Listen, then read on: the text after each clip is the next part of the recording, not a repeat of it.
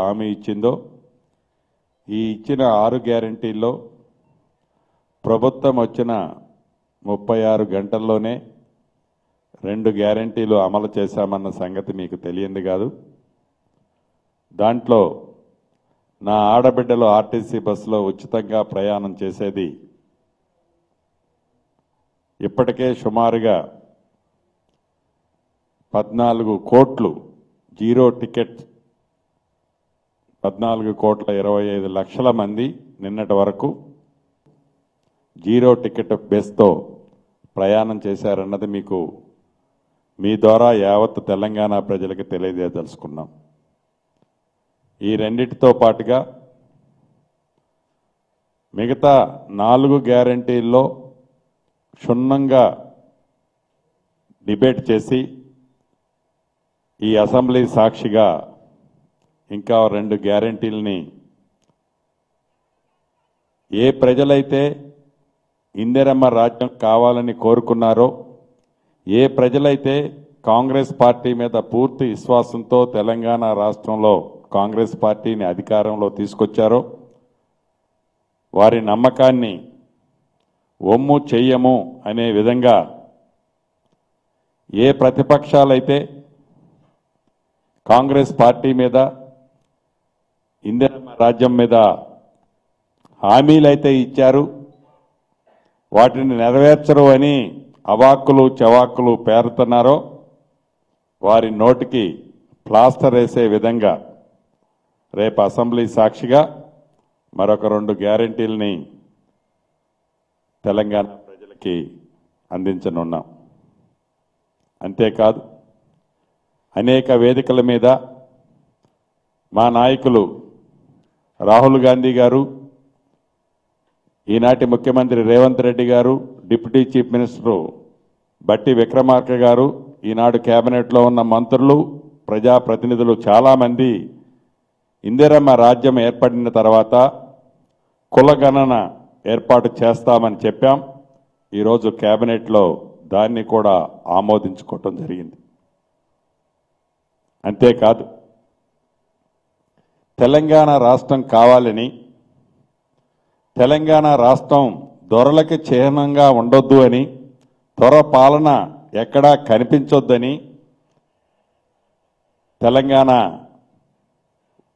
Song దగ్గర నుంచి జాతీయ సాంగ్ లాగా తెలంగాణ రాష్ట్ర సాంగ్ దగ్గర నుంచి ప్రతి దానిని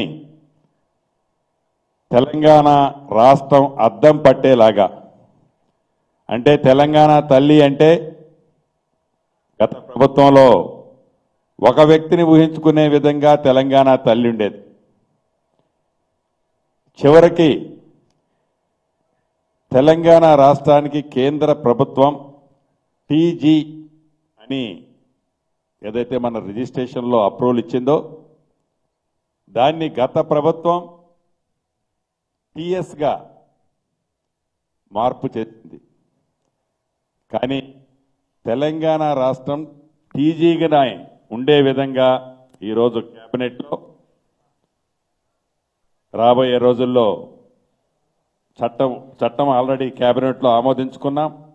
దాన్ని భవిష్యత్తులో టీఎస్ బదులు టీజీగానే ఇక నుంచి తెలంగాణ రాష్ట్రంలో వెహికల్స్ రిజిస్ట్రేషన్లు కానీ ఇతరత్ర ఏదున్నా టీజీగానే ఉండటం జరుగుతుంది. ఇలా అనేక అంశాల మీద రాష్ట్ర కేబినెట్లో క్షుణ్ణంగా పరిశీలించాం. వాటిని కొన్నిటిని ఆమోదించుకోవటం జరిగింది.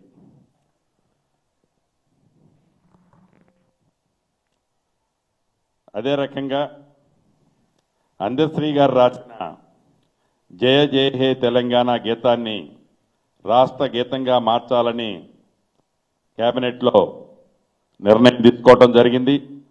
తెలంగాణ అధికార చిహ్నాన్ని మార్చాలని తీర్మానించి రాచరిక పాలన గుర్తు లేకుండా మన ప్రాంతం ప్రజలు ప్రతిబింబించే కొత్త చిహ్నం రూపకల్పన చేయాలని తీర్మానం చేయడం కూడా జరిగింది.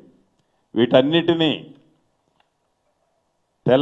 అంటే ఏ తెలంగాణ రాష్ట్రం వస్తే తెలంగాణ ప్రజలకి గౌరవం దక్కుద్దో, ఏ తెలంగాణ రాష్ట్రం ఏర్పడితే అభిమానం ఆత్మాభిమానంతో తెలంగాణ ప్రజలు ఉండాలని కోరుకున్నారో అది గడిచిన 10 సంవత్సరాల్లో సాధించుకున్న తెలంగాణలో రాచరపు నడవడికే కనపడింది కానీ పోరాటం చేసి సాధించుకున్న ఆ ప్రతిబింబాలు ఎక్కడా కూడా తెలంగాణ రాష్ట్రంలో మనకి కనిపించలేదు. దాన్ని ఈనాడు కేబినెట్లో అది కనిపించే విధంగా క్షుణ్ణంగా చాలా ఇన్డెప్త్గా ప్రతిబింబించే విధంగా అంటే పోరాటం చేసిన వాళ్ళు కానీ ఆనాడు అనేక సార్లు జైలు పాలైన వాళ్ళు కానీ తెలంగాణని తెచ్చుకున్నది ఇందుకు అనే విధంగా ఈ ప్రభుత్వం వాటన్నిటిని కూడా మార్పు చేయాలి అనేది ఒక నిర్ణయం తీసుకోవడం జరిగింది.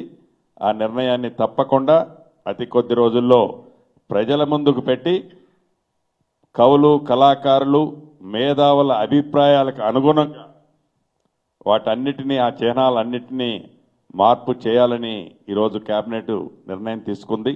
ఇప్పటికే చాలా కాలం అతీతమైన